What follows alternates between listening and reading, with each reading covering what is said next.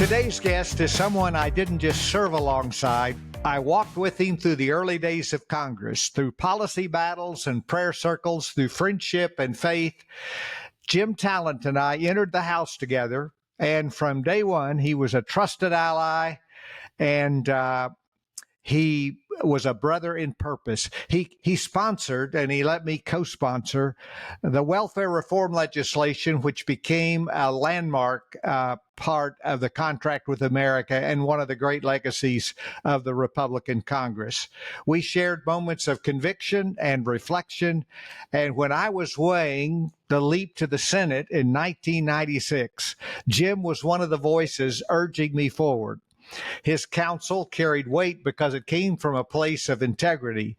Jim's career has spanned public service, policy leadership, and principled advocacy.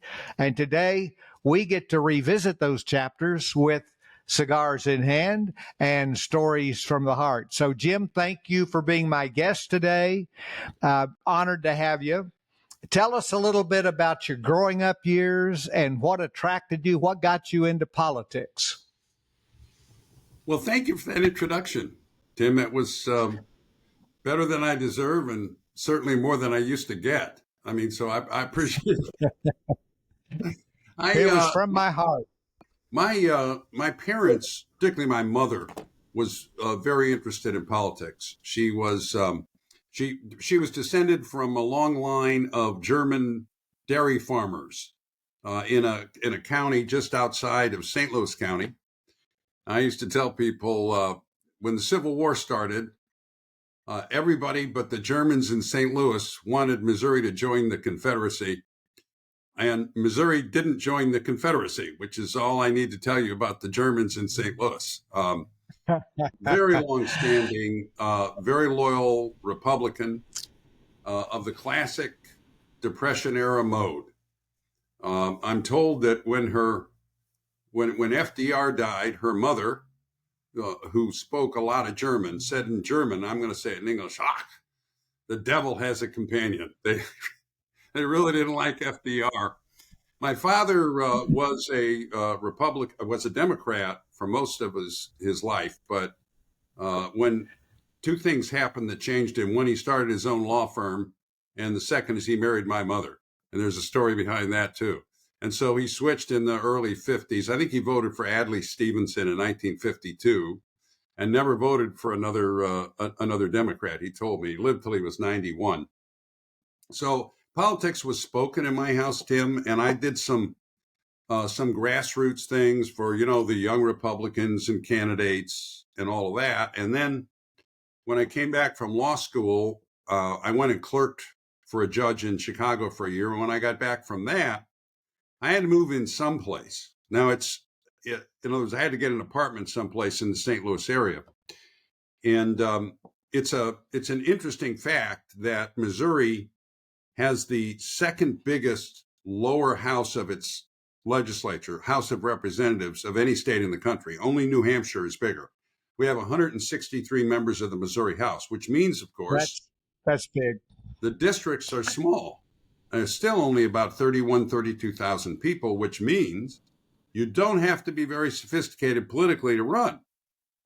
And I was 27, and there was a pretty strong party organization in my part of West St. Louis County. And I knew a representative who was retiring, and I moved into the district, got an apartment there, and decided to run, and had the support of the local party. And you know how the Bible says God doesn't give us any tests bigger than we can handle? Well, yes. Nobody ended up filing against me. So I think the Lord wanted me in the legislature, and he knew if I had to run a campaign, I'd probably lose. So I ran unopposed, believe it or not. That was the last time that happened. And I won, and I really enjoyed it. And I still look back on my years in the legislature as just in terms of fun, the most fun. It's very hands-on. So we were amending things on the floor. You drafted up the amendment. I liked the people. I became the Republican leader after 2 terms because nobody else wanted the job. I can tell you. And what was the partisan makeup at that time? Well, when I in started, it Missouri? was about 2-1 Democrat. But there are 4 or 5 of us young guns started the House Republican Campaign Committee, or the HRCC, which has in the last 30 years become a huge force. And during the time I was the leader, we picked up 13 seats, for which John Ashcroft was very grateful, because we were one of the 2 houses that could sustain his veto. He was the governor at the time. And I got to know John pretty well. But I always had a really good relationship with the Democrats, and just enjoyed doing legislation, thought a lot about what are the prerogatives, the rightful prerogatives of the majority and of the minority and all of that, and ended up taking all that to the Congress with me in 1992. So, by the way, I found the same thing true about the Arkansas legislature. It's hands-on. Bill Clinton was the governor. You'd see him peeking his head in on the House floor, watching legislation. You made good friends, and it was a lot of fun. How Yeah. long did you serve in the Missouri 8 years. legislature? 8 years. Tim, it's been a curiosity of my career that I've never stayed at any job much longer than 8 years. Now, in some cases, I had to leave involuntarily, like from the Senate, when the people of Missouri asked me to leave politics, at least temporarily. But I never, I don't know, I would just I don't want to say I get tired, but there'd be a new opportunity. And in my case, Jack Buechner, who you probably recall, Jack, was a congressman from my district, a Republican, and I've known Jack for years. And he got beat in 1990 in the biggest upset in the country, literally. He got beat by 52 votes. Nobody saw it coming. And so the seat opened up. And President H.W. Bush's first cousin, who comes from the Walker branch of the family, which is in St. Louis, decided he wanted to run. He's, very decent guy, great gentleman. He subsequently became ambassador to Hungary. And I thought, I'm going to run against him in the primary. He kind of cleared the field of the other politicals, the state senators who might have run and that sort of thing, because he raised all this money. And I beat him pretty handily in the primary. A very decent guy. Jim, what was his first name? Burt Walker was his name. Yeah, and I've met him because he's not that far from Arkansas, and then some of the campaigns I met him. I didn't ever realize that you ran against him in a Republican primary. Yeah, and I won pretty handily, and then beat the Democratic incumbent, and was one of the pickups that year. And you'll recall that when we came in, I mean, the National Republican Congressional Committee wasn't that active. They didn't help me very much. That was before Bill Paxton took over, and that's probably the next stage of the story. But anyway, a lot of it was serendipitous or providential, you and I would say, right? In other words, you just sort of do the thing that's in front of you, and God makes it work or doesn't make it work. And then you go on to the next thing. And so you joined me. We both came in 1992. Who was the head of the House Congressional Committee then? I'm trying to think. It was the fellow from Michigan. Yeah. Guy Vanderjack and Pete. Guy Vanderjack. Pete beat him. Go ahead. He only gave me one piece of advice: stay as far away from us as you can, because he knew how negative the Republican Party in Congress was viewed. And Pete Hoekstra, our colleague, was the one that defeated him in the Republican primary that year. And remember how Pete used to say, and he was right, that his riding around on that bicycle in that Michigan district was indirectly responsible for the big win in 1994, because it meant the guy lost, which meant he had to be replaced, which meant that Bill Paxton took over. And Bill, I think, really engineered that. Well, now Ambassador Hoekstra going to be a guest on one of our podcasts. I look forward to catching up with Pete. So you had a little group that met weekly and had prayer, and you kindly let me join that group, and it's some of my best memories from the House was being with you and Congressman Kennedy and Congressman Inglis. And one thing I remember, you used to cut two things. You used to always quote movies. Do you still have that encyclopedic of movie lines? Well, I just find them appropriate in so many instances. Usually, it's usually Casablanca, right? It's like here's looking at you, kid, or whatever, or John Wayne. I was thinking this morning. So I loved old movies, but now the movies I considered old movies are like ancient, and they're really, many of them slipped out of the cultural memory. I used to love going to movies, Tim, but I mean, I'm not. I don't mean to attack. I don't mean this on a philosophical. I'm not accusing Hollywood of being decadent, although I think they are. I just think the product today is. It's not aimed at people like you and me. I mean, they make the big money on the big action flicks or the comic book sequels or that kind of thing. And, if I'm going to read, and I was a kid, I read comic books all the time. I don't necessarily want to see them on the screen. So, no, I'm not. Yeah, I'm not big right. on that. The other thing that I recall is because we had our prayer group, but we would there'd be some big vote or some big issue coming up on the floor, and we'd see each other, and I'd say, "Well, let's pray about it," and I meant in general, let's pray about it. You'd say, "Okay, let's." There's a little corner over here, and we'd bow our heads, and you would lead us in prayer right there on the floor of the house. Never forgot that. It made a great impression on me. Yeah, on the ones So when I what? was sweating out, yes, because if it didn't work out, I didn't want afterwards to think, well, it's because it's discipline because I didn't pray. So I always covered myself in that respect. I don't know. I mean, God's interested in everything.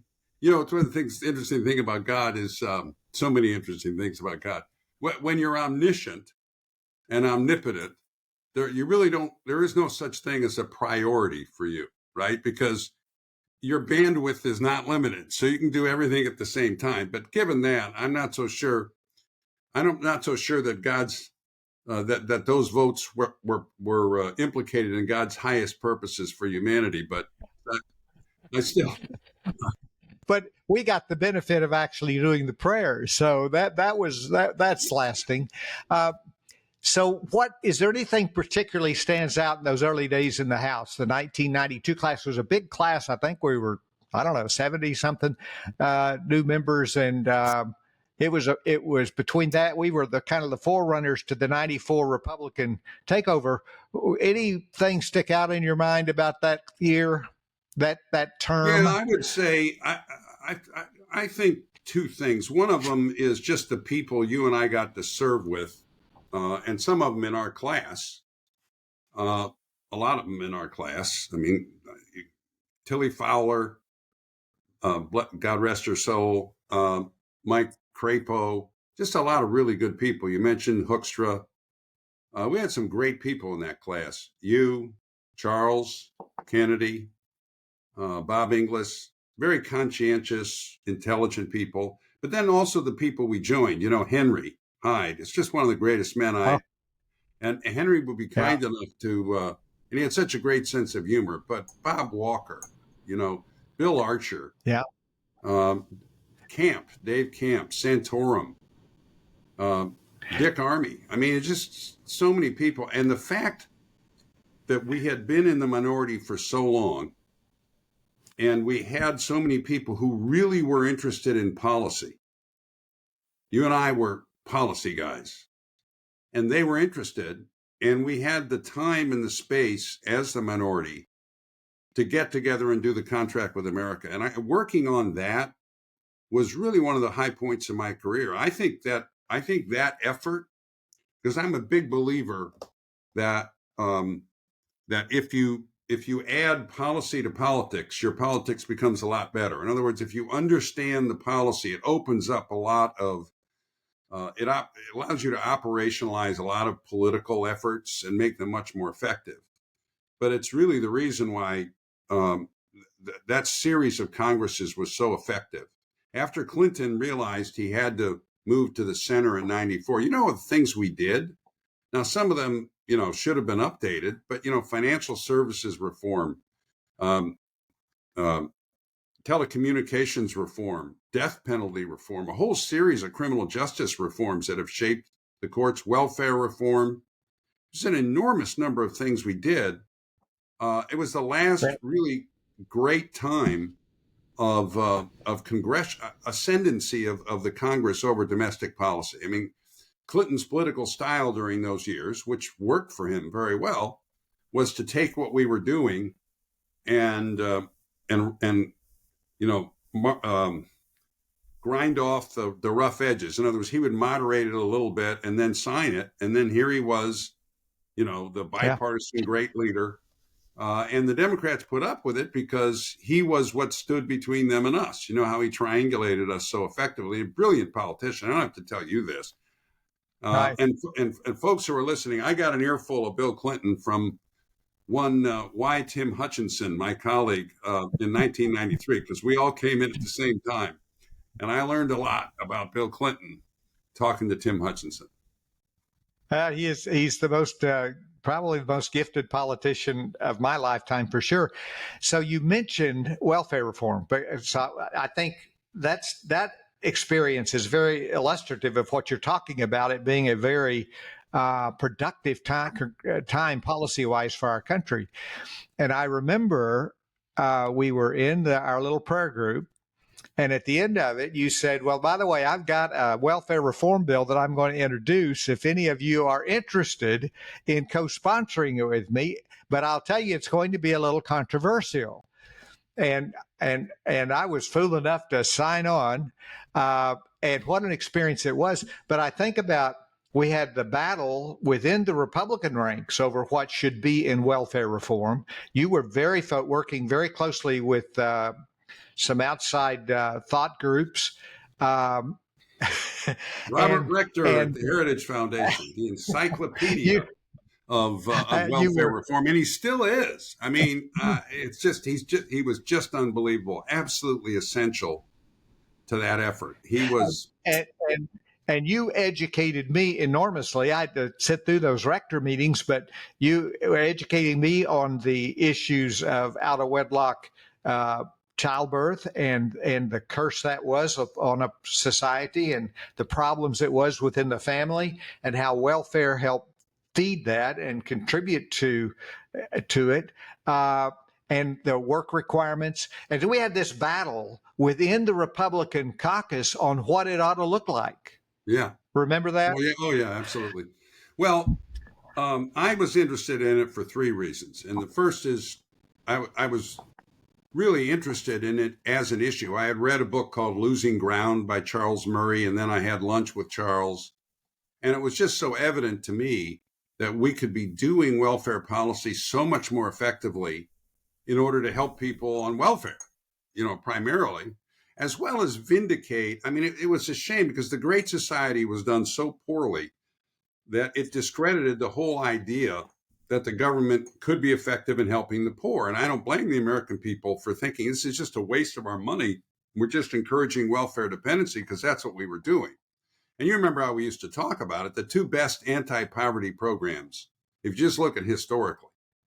Most people in the United States, particularly then, but even now, have some familiarity with poverty because they either grew up poor or they had a parent who grew up poor or at least a grandparent who grew. You and I certainly did, right? And the two best anti-poverty programs, the two programs that have gotten people off poverty over the generations are work and marriage, right? You work, you save money, you get out of poverty, or you marry somebody who works and saves money and gets out of poverty. QED. And we had a welfare system that penalized poor people for doing either, right? Yeah. And then we're saying, okay, why is it that people are not getting out of poverty? There was a great deal of work done, some of it by left of center, like scholars, like at the Brookings Institute. And so the time was right for it. So I did it, one, because I was interested, two, because there was an opening for a couple of freshmen, an opening on the right wing of the party on it. There was a need you recall how we discussed this. We were the ones who were going to discipline the process by filing the bill that the conservative think tanks and therefore the grassroots would hold up as the litmus test for welfare reform. That's how we did it. That's how we got leverage over the leadership in 95 and 96, because if you and I said it was a good bill, and we weren't going to say it was a good bill unless Robert Rector said it was a good bill. But if we said it was a good bill, then all the groups, from Focus to the Heritage Foundation to all of them, to Rush, would say it's a great bill. And so we had. And the other thing I want to say here is, because my friend is going through, I now know, I'm reminded of Tim's modesty. He's going to, throughout this podcast, deprecate his contributions to the Congress. Let me just say that bill not only does not pass, it doesn't come out of the Labor and Education Committee, the work provisions, unless Tim Hutchinson picks me up, because I was pathetic the day of that markup. And so Tim, I went out of there and I said, thanks, Tim, because I was so uptight about the whole thing. I basically said, if we hadn't been in an open hearing, I'd have curled up in a fetal position someplace. And Tim said, I got to go in the store here. So anyway, and then there've been a couple of books written about that welfare reform effort. One of them by Ron Haskins, but one of them called us very effective legislative guerrillas. Yes. We weren't on the most important committees. We were dealing with Ways and Means people, and you're right. The grassroots was with us. The outside organizations with us, and Dick Armey, who was the leader, said, "Listen to these guys," and gave us real credibility as we negotiated. Dick was with us too, and so was Newt. I mean, they wanted to do what we wanted to do, but mostly they wanted to produce a bill, because that's what leaders want to do. And they want to produce a bill that our own people would say is genuine welfare reform. And you and I, we used to sit and tell them, and they knew this, of course. They were very fortunate that it was you and I heading that part, the right wing of the effort, if you will, because we also wanted legislation. And so we pushed as hard as we could push. We ended up getting enough so that the work requirements were effective. But we did not, I used to, I taught a class on the Congress for a couple semesters in between the House and the Senate. And I used to tell people, when you're dealing with the leaders, there's sort of an informal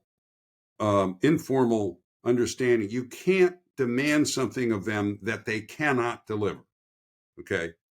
So look, I thought it would have been better if we didn't pay cash welfare to single parents who were under the age of 25, because I thought that would really discourage out of wedlock births. They could not deliver that. So you and I were not going to make that, what we did, but they could give us what we eventually got, which was real work requirements. The only other thing I'll say is that when the left realized what we were doing, their attempts to submarine that, you'll recall that. One of the big things was, you can require people to work, but we're going to define work as, remember? I absolutely remember. Defining work in a way that was meaningful was very difficult. There were a lot of loopholes. They had work requirements before that didn't mean anything, because you could count anything as work. So think about it. We had to fight hard to get it into the contract with America, I think, on what it was going to be, and negotiate that. Then we had to take the majority. And then when it passed in the contract, we were in a position of having to negotiate with the Senate. And you were on the conference committee. And the Senate had a little different view, even Senate Republicans, than what we wanted. But so it worked the way it's supposed to work at a conference committee. Then it went to the president, who vetoed it twice, as I recall, before finally signing it. And I'm thinking back, that's kind of the way the process is supposed to work. Yeah. Negotiation and compromise, and eventually coming up with a meaningful product. That doesn't happen much anymore. So let's talk about bipartisanship. Yeah. why is it the way it is? I know the country's 50-50, but boy, the anger and the hostility and the lack of civility, and what do we do to fix it? Well, there's been a collapse in the country of trust in the institutions. And it's because, let's just say it, they haven't been trustworthy. And it's not primarily, by the way, the political institutions. I think because the political institutions are accountable, much more accountable to the people through the electoral process. I've always thought they're downstream of the problem. I mean, but you look at, and let's just say it, this is a problem of the progressive left that has taken over and repurposed institutions from, higher ed, publishing, entertainment. I mean, corporations, and it got really bad after George Floyd, right? And so there's a tremendous lack of trust. And as a result, people look at working together, much less actual bipartisan compromise. They tend to view it, and this is the active people on both sides of the aisle, as selling out, right? So right away, you got two strikes against you. The other thing, and you mentioned how divided the country is. So I like to point out that when you and I went into the House in 1992, it was the end of a very long period of Democratic dominance, which was an equilibrium. There was a stable equilibrium in American politics. From 1932 to 1994, which was 31 general elections, control of one or both houses of the Congress changed, I believe, only 5 times. And really only 3 times, because the first 2 times it changed right back. So that was just a blip, a parenthesis, right? Well, after 1994 until now, there have been, I think, 15 general elections, and control of one or both houses has changed 10 times. So the stakes are enormous, which is why you see redistricting in the middle of a decade in order to pick up 1 or 2 seats, because, the control of the body, at least formal control of the body, could turn on that. So the political stakes are higher. There's a toxic atmosphere in the country, which I blame on the people who have sacrificed institutional trust, and that would be a whole different podcast if we wanted to do it. And so then the question is, what do you do? And I think, a lot of this is, as I said, upstream of politics. If you wanted to talk about what we could do in the body, I think restarting the appropriations process, which they've done this year, is very important, because as you know, appropriations is an inherently less partisan thing. It also, it gives people something to do that is constructive. That's how remember, I was a legislative leader for 4 years. I love my people. But you remember, your caucus or your conference, it's just like the public as a whole. You got some outstanding people, you got some clunkers, and most people are in the middle. And appropriations is something where people can take a constructive project back home, and they can work on it, and they can do it, and they can feel good about it, and feel good about being part of the process. And I think it promotes a lot of internal cohesion. Then the other thing is, I think the leaders are going to have to be willing to sit down with each other. Hakeem and Johnson, we didn't serve with either one of them, but they seem like decent guys, and say, okay, what are some small steps we can take? You have to be willing to take, and you begin with small risks. Give each other something small. I'll give you an example, and a lot of your listeners will think I'm wrong about this, but so Nancy, you remember when they created the J6 committee, and Pelosi stepped on another norm and said McCarthy can't appoint the minority members, that's one of the prerogatives of the minority, is to pick its own members on committee. I fought for that and got it when I was the Republican leader in the Missouri House of Representatives. She should not have done that. So now we get back in, and McCarthy's under intense pressure to strip a couple of the Democrats of their committees, right? And I think if Kevin could have done it, to go to, I guess it was Jeffries at that point, said, look, I'm not going to do it. I'm going to take a lot of heat. for not doing it. But I'm going to give you this, and I'm going to see how you respond. And if you care about bipartisanship, you need to show me that you're willing to take a few risks too. Now, I don't know, maybe, and that's a real risk because, I mean, the speaker with these thin majorities, you're in danger of being removed very easily. But to take a few risks and then to keep fighting, but keep fighting over, what the issues are. Keep fighting over, the big things the American people care about. But it's very difficult today with social media and the rest of it. I'll grant you that. Yeah. I think very thoughtful answers. I've heard a lot of things. I've not heard about the idea that how important appropriations process is in building those relationships and helping members to feel productive and doing something they can go back home and talk about. That, but boy, the lack of trust between the leaders. Tom Daschle, who was the Democratic leader when I was in the Senate, but he said they had one phone line. It was actually Trent Lott's idea, and no staff could have access to that, but they could call each other and talk about what the floor plans were, what they were intending to do, and that it helped to build some trust between the leaders of the two parties. He said he doesn't think they have that anymore.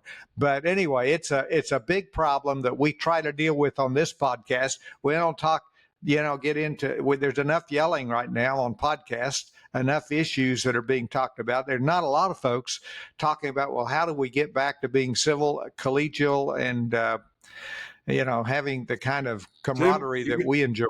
You made a good point. A lot of it is just being personable. I had when I was a young guy in the legislature, I had an older guy took me under his wing, and he told me one time, he said, "Jim, it helps a lot if they like you." And that's true. Or to quote from an old movie, The Apartment.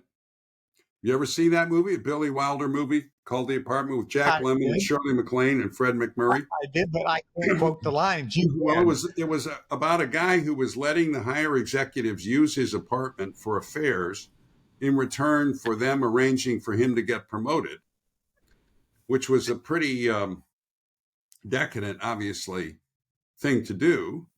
And his neighbor next door was a doctor who thought that all the women coming into the apartment were this guy's women. Jack Lemmon played it. So he thought this guy's a complete playboy, right? And so at one point, the doctor says to him, he's getting into all kinds of trouble over this. The doctor says to him, "Baxter," he says, "be a mensch." And he says, you know what a mensch is, Baxter? And he goes, "No, what? It's a human being. Be a human being." And I really think, it's a lot of that. You can scream at people. I'm not screaming, but you can fight like dogs with people. Speaking of dogs, can you hear my dog in the background? He's barking a little bit. That doesn't mean you have to think that they're a terrible person. I mean, I just exactly right. Go out to lunch with people. I used to go out to I went out to lunch with Russ Feingold. Because I thought, I can probably work with Russ in some things. And Russ was pretty near a Marxist, do you remember? Then Russ lost, and then I lost. So much for that. But another thing you can do, Tim, and I know we're going over time. Another thing you can do is the two leaders can talk to each other about, look, what kind of legislation could we bring up that would not break along partisan lines, that would be interesting, that would show the House, in this case, the House, to a good advantage, and would get some attention and would be a little more fun. You know what I wanted to do? I didn't get reelected, so I couldn't. I went to Dick Durbin and I said, let's do something about the NCAAs, about the fact that these players don't realize any money at the college level. This was 15 years ago. Right. And he was really interested in that. Now, that would have been an important piece of legislation, consequential. We could have done it right. And there would have been some very interesting coalitions in the Senate on that. Don't you agree? It would have been really interesting. Yeah. Pick a few things like that. Yep. That's very good advice. So quickly compare the House to the Senate. You served in both. I preferred the House. I'm not. I don't like the unanimous consent filibuster rule. I didn't like it much, even when it wasn't being abused. I'm an old House guy. The House does more things. I had nothing against. I mean, I really did. I liked my colleagues. I had friends on both sides of the aisle. I enjoyed working with it. But for me, getting on the Sunday shows was not a big deal.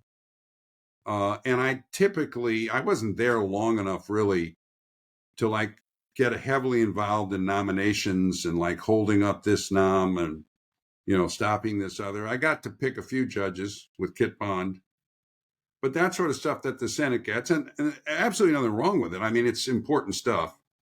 But I had more fun in the House. Let's just put it that way. Yeah. Yeah. I can relate to that. You became a respected voice on national defense policy. Can you give us just a quick overview of where you think things stand today? Yeah. Well, we're still suffering from a huge problem, which is that we went many years without recapitalizing the armed services. In other words, we were like FedEx that went 10 years without buying any trucks, or UPS or Amazon. Well, you're going to get a huge backlog of capital investments. So we have planes and ships, et cetera. We don't have enough of them, and they're too old. And that's still a huge problem.